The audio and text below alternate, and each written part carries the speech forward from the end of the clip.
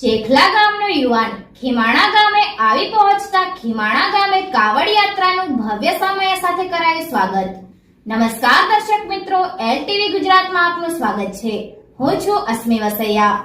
ગતરોજ તારીખ 15મી જુલાઈના રોજ પોતાના માદરે વતન કાંકરેજ તાલુકાના ચેખલા ગામેથી ભગવાન ભોળાનાથના દર્શન કરી મહાદેવના આશીર્વાદ સાથે હરિદ્વાર જવા નીકળેલા અને હરિદ્વારથી ચેખલા 1200 કિલોમીટર ગંગાજળ લઈ પગપાળા કાવડ યાત્રા દ્વારા ચેખલા આવવા માટે નીકળેલા કાંકરેજ તાલુકાના ચેખલા ગામના વતની રાજુભાઈ મગનલાલ સુથાર કે જેઓ આજે 31મા દિવસે કાંકરેજ તાલુકાના ખીમાણા ગામે આવી પહોંચ્યા હતા।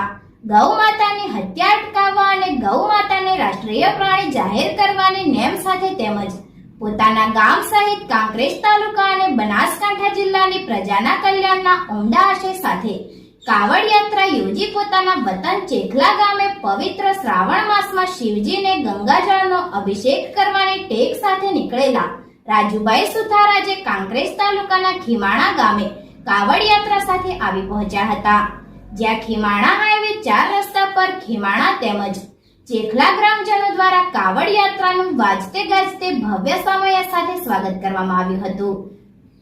આ પ્રસંગે ખીમાણા તેમજ ચેખલા ગામના રાજકીય અગ્રણીઓ, ગામ આગેવાનો, વડીલો, યુવાનો, માતાઓ, બહેનો તેમજ ગ્રામજનો ઘણી જ વિશાળ બહોળી સંખ્યામાં ઉપસ્થિત રહ્યા હતા અને સૌ કોઈએ રાજુભાઈ સુથારને શુભેચ્છાઓ પાઠવી હતી। રિપોર્ટ કેતન વસૈયા, એલટીવી ગુજરાત।